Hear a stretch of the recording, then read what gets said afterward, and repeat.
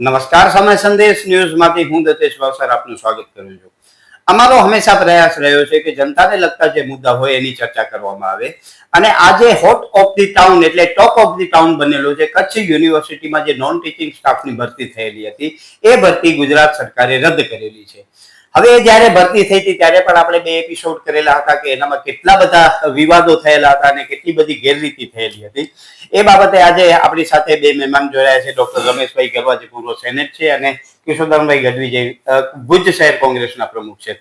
રમેશભાઈ, થોડો પ્રકાશ પાડો કે આ જે ભરતી થયેલી હતી એનામાં ગેરરીતિ થઈ અને અંતે ગુજરાત સરકારે આ ભરતીને રદ કરી નાખી. કાંઈક ને કાંઈક આગ લાગી હશે ત્યારે જ ધુમાડો નીકળ્યો છે અને તમે તો 1 વર્ષથી આની ફરિયાદ કરતા આવ્યા છો. તેમ છતાં એની ફરિયાદોની ઉપરવટ જઈને જયારે આ ભરતી કરવામાં આવી કચ્છ યુનિવર્સિટીના જે લાંચિયા અધિકારીઓ છે, કેવી ભરતીમાં નોન ટીચિંગ સ્ટાફમાં ગેરરીતિ થઈ હતી, થોડા અમારા દર્શકોને સમજાવો. નમસ્કાર મિત્રો, સૌથી પહેલા તો કચ્છ યુનિવર્સિટીની જે નોન ટીચિંગ ભરતીની 5 જગ્યાઓ હતી એ અમારી ફરિયાદને અંતે સરકારે અમારી ફરિયાદમાં તથ્ય સ્વીકાર્યું અને એક ઐતિહાસિક નિર્ણય લઈને આ ભરતી તાકીદની અસરથી જે રદ કરી છે એ માટે હું એ રાજ્ય સરકારના શિક્ષણ વિભાગના અધિકારીઓને દિલથી શિક્ષણના પવિત્ર વ્યવસાયને એક લોકોને વિશ્વાસ આવે એ પ્રકારનો રાખ્યો છે, માટે હું એ અધિકારીનો દિલથી આભાર વ્યક્ત કરું છું. અને અમે તો વિરોધ પક્ષ સાથે સંકળાયેલા છીએ. અમારી ફરિયાદને પણ એટલી ગંભીરતાથી લઈ અને વર્તમાન જે પરિસ્થિતિની વિરુદ્ધ જઈ અને એક સારો નિર્ણય લેવાનો છે એટલે અમને બહુ આનંદ થયો. અને અમારો કાયમ એવો ઉદ્દેશ રહ્યો છે કે શિક્ષણની અંદર ક્યાં પણ રાજકારણ ના હોવું જોઈએ. જ્યાં જ્યાં શિક્ષણમાં ગેરરીતિ થતી હોય, બીજું કઈ નાનો મોટો કૌભાંડો થતા હોય કે શિક્ષણનું અહિત થતું હોય ત્યાં અમે હંમેશા અગ્રેસર રહ્યા છીએ. નોન ટીચિંગ ભરતીની છેલ્લા 1-1.5 વર્ષથી આ પ્રક્રિયા ચાલતી. અમે શરૂઆતના તબક્કેથી જ્યારે આની પ્રવેશ પરીક્ષાઓ એન્ટ્રન્સ ટેસ્ટ લેવાની જે કાંઈ ત્યારથી જ અમે માંડી અને પહેલા તો એની નોન ટીચિંગની જ્યારે જાહેરાત બહાર પડી ત્યારથી જ અમે આના સખત વિરોધ કર્યો હતો કે એમાં બંધારણીય જે અનુસૂચિત જાતિ, જનજાતિ, વિકલાંગ મહિલાઓ તમામ સીટોની યુનિવર્સિટીના કુલપતિ ડોક્ટર મોહન પટેલ દ્વારા મનસ્વી રીતે રદ કરવામાં આવી હતી. એટલે એના પછી અમારી લડાઈ ધીમે ધીમે આગળ થઈ અને આખી જે ભરતી પ્રક્રિયા એમાં ક્યાંક ને ક્યાંક લાખો રૂપિયાનો આર્થિક વહીવટ પણ પાછલા બારણે થયો અને મળતિયાઓને બેસાડી દેવામાં આવ્યા.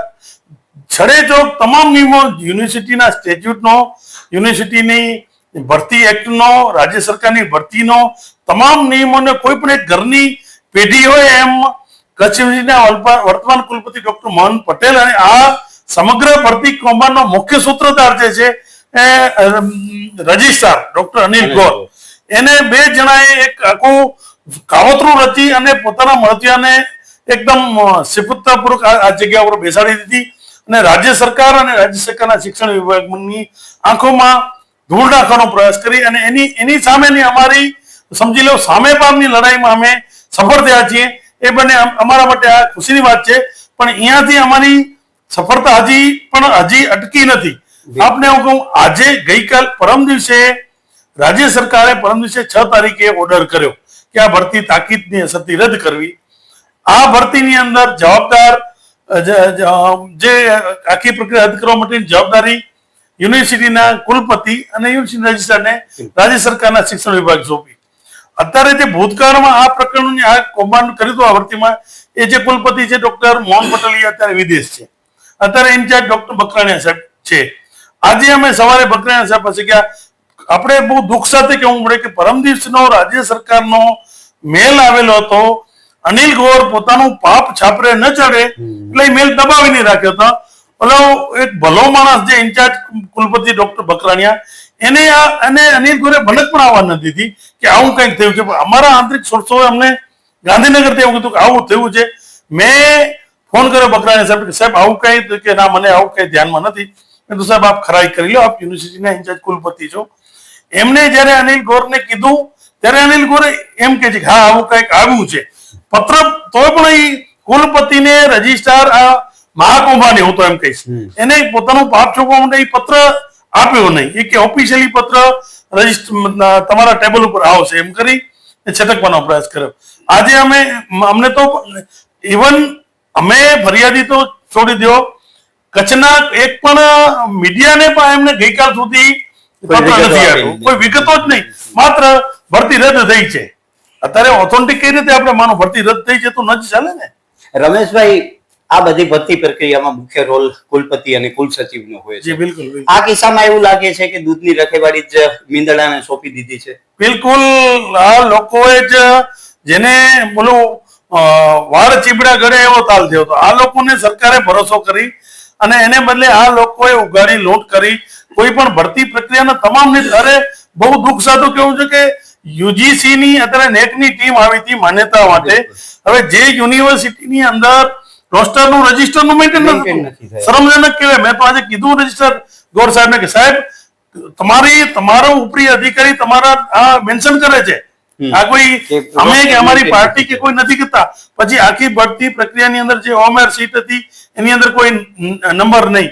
ઇવન એન્ટ્રન્સ ટેસ્ટની પરીક્ષાના જે પેપરો હતા એ કોઈ પણ સુરક્ષા વગર એક અધ્યાપક જે અધ્યાપકનો આની અંદર મેઇન રોલ છે ને એ અધ્યાપકો ઉપર નાનામાં પત્રો દ્વારા પૈસાનો લેવાનો જેવો ચાર્જ પણ થયો હતો.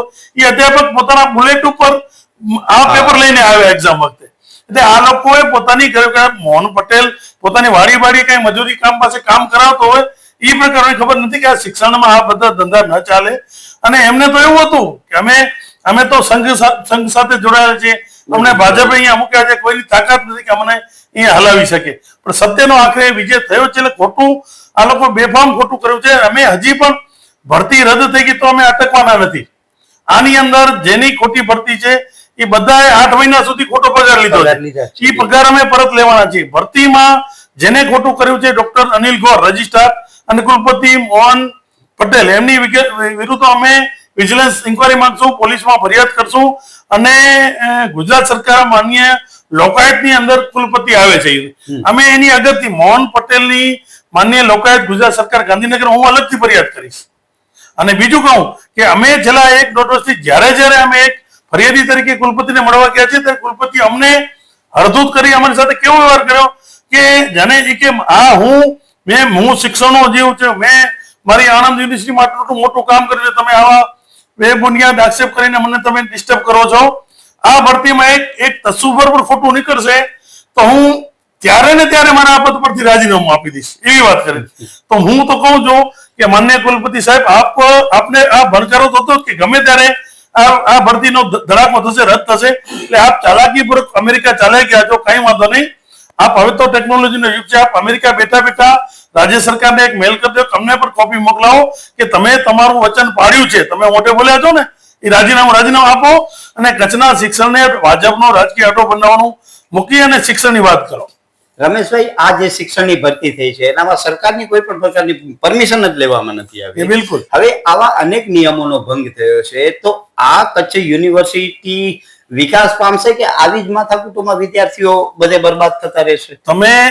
અમે આજે સવારે જઈ અને યુનિવર્સિટીના મારી સાથે અમારા મિત્રો રાણુભા જાડેજા, પછી ધીરજ રૂપાણી અને આમાં મારી સાથે ફરિયાદી છે અન્ય એક મિત્ર તખતસિંહ સોઢા, અમે બધા ગયા.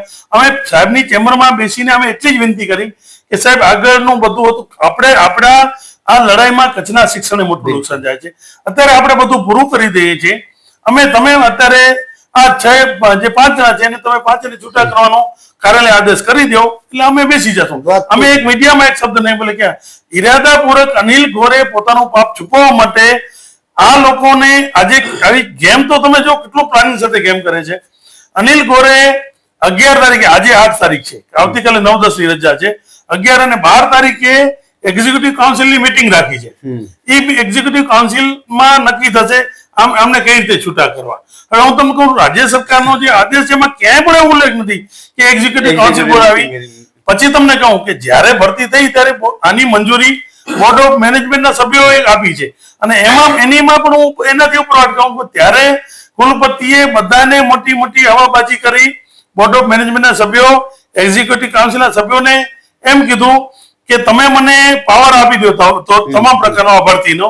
એટલે આ બધા સભ્યો એને પાવર આપી દીધો જે તે વખતે કે ભરતીને લગતા જે પણ કાર્યવાહી છે એ માન્ય કુલપતિ કરશે, એમને જ કરવાનું. તો હવે જયારે એ પાવરથી તમે બધું કર્યું છે તો તમે યશ લેવા માટે આગળ આવ્યા હતા, હવે અબજસ બન્યો તો તમે શું કામ એક્ઝિક્યુટિવ કાઉન્સિલને બોમ્બના સભ્યોને અંદર નાખો છો? ને અમે તો જે કંઈ એક્ઝિક્યુટિવ કાઉન્સિલના સભ્યો છે એની સાથે પણ અમે વાત કરી ને મેં તો એનાથી ઉપર જઈને પક્ષાપક્ષી બોલીને જિલ્લા ભાજપના પ્રમુખ દેવજીભાઈ વર્ચન સાથે પણ વાત કરી કે સાહેબ આ કચ્છના શિક્ષણનું હિત છે, બિલકુલ. આમાં તમે પણ થોડા એગ્રીવ થઈને સત્ય જે છે એ તમે આવું કરાવો. એટલે અમે કચ્છના શિક્ષણ અને ભૂતકાળમાં હમણાં 2 મહિના પહેલા જ કચ્છ યુનિવર્સિટીમાં બેંગ્લોરથી નેકની ટીમ આવી, હા. ત્યારે પણ આ લોકો અમારી ટીમને બહુ જ ડિસ્ટર્બ કરીને અમને ગેટ ઉપરથી અપમાનિત કરીને ગયા હતા. એ વાત અમારા કિશોરદાનભાઈ એ વખતે એમની આગેવાનીમાં અમે ગયા હતા, એ વાત આખી રજૂ કરશે. એટલે આ લોકોએ વિચાર કરો, યુનિવર્સિટીને પોતાની ખાનગી પેટી જેમ અમે ત્યાં ગયા તો પોલીસ બોલાવી લીધી. અમે ક્યાં ચોરી કરવા ગયા હતા ત્યાં? અમે તો કચ્છને અને અમે એટલા માટે ગયા હતા કે અમે કંઈક સારું કરી શકીએ. બિલકુલ કચ્છના હિત થાય, વિદ્યાર્થીઓનું હિત થાય, પરંતુ આ કિસ્સામાં એવું લાગે છે કે કદાચ વિદ્યાર્થીઓનો હિત સાઈડમાં રહી ગયો છે અને વાડજ ચીબડા ઘરે એવી સ્થિતિ ઊભી થઈ છે. હવે કચ્છ યુનિવર્સિટીમાં જ્યારે નેકની ટીમ આવી હતી એ વખતે પણ પ્રશ્નો ઊભા થયા હતા, એનાથી અગાઉ પણ ઘણા બધા પ્રશ્નો ઊભા થયા છે. એ બાબતે કિશોરદાનભાઈ પણ લડતા હોય છે. તો કિશોરદાનભાઈ, કચ્છ યુનિવર્સિટીના હિતમાં તમે જ્યારે એમને રજૂઆતો કરવા જાઓ છો ત્યારે તમને તો પાકિસ્તાની ગણીને કાઢી નાખવા આવે છે. આ પરિસ્થિતિમાં કચ્છના વિદ્યાર્થી અને યુનિવર્સિટીનો કઈ રીતે વિકાસ થશે? લગભગ 20 વર્ષ ત્યાં યુનિવર્સિટી શરૂ થઈ છે અને 20 વર્ષ પછી પણ જો નેકની ટીમ આવે ને યુનિવર્સિટીના સત્તાધીશોને ઢાંક પીછોડો કરવો પડતો હોય, અમુક સુવિધાઓ રાતોરાત ઊભી કરવી પડતી હોય, જે 365 દિવસ રાખવાની છે એ સુવિધાઓ નથી અને છે એ બતાવવા માટે રાતોરાત ઊભી કરવામાં આવતી હોય. આનાથી મોટી શરમજનક વાત કહી હોય, ડબલ એન્જિનની સરકારની તમે વાતો કરતા હો, તમારી પાસે યુનિવર્સિટીમાં કોઈ મૂળભૂત સુવિધાઓ નથી. એ બાબતે જ્યારે નેકની ટીમ આવી, અમે પોઝિટિવ રજૂઆત કરવા માટે ગયા હતા તો પોલીસને બોલાવીને ગેટ ઉપરથી જ અમને પાછા વાળવામાં આવ્યા. અમને રજૂઆત કરવા આપવામાં ના આવી. ખરેખર તો ત્યારે જો અમને નેકની ટીમ પાસે જવા દે તો અમે યુનિવર્સિટી સત્તાધીશોનો કેમ સારો લાગે અને કચ્છના વિદ્યાર્થીઓનો હિત કેમ જળવાય, એમને આના નેકની સારી જે ગ્રેડ મળે એની માન્યતા મળે, શું ફાયદો થઈ શકે એ બાબતે રજૂઆત કરવી હતી. પરંતુ ચોરના મનમાં બાવડી હોય એવી રીતે કુલપતિને એવું હતું કે આ લોકો આવશે તો અમારી બધી અધુરાશો છે એ છતી થઈ જશે, એટલે અમને રજૂઆત કરવામાં ના આપી. યુનિવર્સિટી આજે વર્ષો થઈ ગયા, તમે નોન ટીચિંગ સ્ટાફની ભરતી નથી કરી શકતા, પૂરતો સ્ટાફ નથી તમારી પાસે, પૂરતા પ્રોફેસરો નથી. નાની નાની વાતોમાં ભારતીય જનતા પાર્ટીના સત્તાધીશો યશ લેતા હોય છે કે આ અમે કરાવ્યું, આ અમે કરાવ્યું. તો ખરેખર હવે આપણે આ બાબતની પણ જવાબદારી લેવી જોઈએ કે જ્યારે ખોટી રીતે ભરતી થઈ, આજે સરકારને ઓર્ડર કરી આખી પ્રક્રિયા રદ કરવી પડી છે, તો એનો યશ કોણ લેશે? સાંસદ લેશે, ધારાસભ્ય લેશે, જિલ્લા ભાજપ પ્રમુખ લેશે, કેમ કે આ એમની જવાબદારી બને છે. આજે કુલપતિ છે એ આ લોકોની ભલામણથી જ આવ્યા છે. જે ભારતીય જનતા પાર્ટી કે સંઘનો બેકગ્રાઉન્ડ ધરાવતો હોય એ જ માણસ વીસી તરીકે આવતા હોય છે. હવે એ આવ્યા છે, એમને લઈ આવનાર લોકો છે, એમને આ બાબતની જવાબદારી લેવી જોઈએ, કચ્છની જનતાની માફી માંગવી જોઈએ. જે રીતે યુપીએસસીમાં કેન્દ્ર સરકારે લેટરલ એન્ટ્રીથી અનામતને કાઢીને ડાયરેક્ટ ઘુસાડવાનો પ્રયાસ કર્યો, સેમ ઈ જ મોડસ ઓપરેન્ડી, ઈ જ પેટર્નથી કચ્છ યુનિવર્સિટીમાં પણ રોસ્ટરને સાઈડમાં મૂકી અને ભરતી કરવાની વાત આવી. કચ્છના લોકોને અન્યાય કરવામાં વાત આવ્યો, ઓબીસી એસસી એસટી ના લોકોને અન્યાય કરવામાં આવ્યો. એનો સરકારને પણ ખબર પડી કે આ ખોટી છે. આજે જ્યારે દેશમાં આવી પરિસ્થિતિ છે કે બંધારણની કોઈ જળવાતું જ નથી, બંધારણનું માન, આજે બંધારણ બહારની બધી કાર્યવાહી કરવામાં આવી રહી છે, લોકશાહીનો રોજ ખૂન થઈ રહ્યું છે, ત્યારે રમેશભાઈ જે લડાઈ લડ્યા અને આ એક ચુકાદો આવ્યો એ ખરેખર સીમાચિહ્ન રૂપ વાત છે કે આવી પરિસ્થિતિમાં આવા અન્યાયી શાસકોને પણ જ્યારે ઝૂકવું પડતું હોય અને પોતાની ભૂલ કબૂલવી પડતી હોય, આ એક મોટી જીત છે. તો દર્શક મિત્રો, તમે વિચારો કે હવે રાજકારણ જે શિક્ષણ સંસ્થાનો છે એનામાં પણ પહોંચી ગયું છે. અતીતમાં આપણે ઘણી બધી ઓફિસોમાં, જેમ કે કિશોરદાનભાઈએ કીધું કે લેટરલ એન્ટ્રીથી લોકો આવી જાય છે, એ જ રીતે યુનિવર્સિટીમાં પણ પોતાના હળતિયા ગોઠવવાની સિસ્ટમો દરેક યુનિવર્સિટીમાં ચાલુ થઈ ગઈ છે. કચ્છ યુનિવર્સિટીની તો ખાસ વાત કરવાની થાય, કેમ કે કચ્છ યુનિવર્સિટીમાં એક્સટર્નલ કાઉન્સિલની પરમિશન ન હોવા છતાં પણ એક્સટર્નલ કોર્સો ચલાવે છે. હાલમાં જે નવી કોલેજો ચાલુ થઈ છે, ડિસ્ટન્સ કાઉન્સિલની પરમિશન ન હોવા છતાં પણ ડિસ્ટન્સ કોર્સો ચલાવવામાં આવે છે. LLB માટે બાર કાઉન્સિલ ઓફ ઇન્ડિયાની પરમિશન જોઈએ, પરંતુ LLM માટે નથી જોઈતી. એ પણ LLM ના પણ ખોટી રીતે કોર્સો ચલાવવામાં આવે છે. અંતે એનું નુકસાન કોને થવાનું છે? તો કચ્છને નુકસાન થવાનું છે. એ નુકસાન આપણે બહુ જ મોટું જોયું છે, કેમ કે કચ્છ જિલ્લામાં શિક્ષણનું જે સ્તર છે એ દિવસે ને દિવસે ઘટતું જાય છે. આપણા 5 સિરમોર ધારાસભ્યો છે, એક મહાન સાંસદ છે, પરંતુ તે 7માંથી 8માંથી એકે વ્યક્તિના પેટનું પાણી હલતું નથી કે કચ્છમાં જે પ્રાઇમરીના વિદ્યાર્થીઓને શિક્ષકો નથી મળતા, યુનિવર્સિટીમાં નોન ટીચિંગ સ્ટાફ નથી મળતો. આવી પરિસ્થિતિમાં જો આપણે માનતા હોઈએ કે કચ્છ જિલ્લામાં અબુલ કલામ પેદા થાય તો આપણે પોતાને જ છેતરી રહ્યા છીએ, એ કરવું સત્ય છે અને એ સત્ય આપણે સ્વીકારવું પડશે. પરંતુ આ પરિસ્થિતિને સુધારવા માટે પણ આપણા કચ્છના લોકોએ જાગૃત થવું પડશે, કેમ કે માની લેવામાં આવે કે આપણું પેટ દુખતું હોય તો આપણે જ ગોળીઓ ખાવી પડે. એટલે કચ્છના લોકોને પણ હું વિનંતી કરીશ કે આવા શિક્ષણના મુદ્દા માટે તમે જાગૃત બનો. જો જાગૃત નહીં બનો તો એનું નુકસાન તમારી આવનારી પેઢીને થશે અને દેશમાં જે હાલની સ્થિતિ છે, સંવિધાનની રોજે રોજ હત્યા થતી જાય છે, એનામાં વધારો થતો જશે અને અંતે આપણે બનાના રિપબ્લિક તરફ જ આગળ વધીશું અને એનો ખૂબ જ મોટું નુકસાન થવાનું છે. બંને મહેમાનો તમારો ખૂબ ખૂબ ધન્યવાદ અમારી સાથે વાત કરવાની. તો દર્શક મિત્રો, આ જે કચ્છ યુનિવર્સિટીની એન્ટ્રી જે નોન ટીચિંગ સ્ટાફની ભરતી થઈ હતી એને આપણી ચર્ચા કરી. ભવિષ્યમાં પણ આવી આપણી ચર્ચાઓ કરતા રહેશું. પરંતુ એક વસ્તુ સત્ય છે કે જ્યારે પણ આપણે આપણા ભવિષ્યની ચિંતા નહીં કરીએ ત્યારે એનો ખૂબ જ મોટું નુકસાન આપણે થશે, એ કરવું સત્ય છે. નમસ્કાર, સમય સંદેશ ન્યૂઝમાંથી હું દતેશ ભાવસાર. તમને અમારી સ્ટોરી સારી લાગે તો લાઈક કરો, સારી ન લાગે તો અમને સૂચન આપો, પરંતુ સબસ્ક્રાઇબ કરજો જરૂર. નમસ્કાર.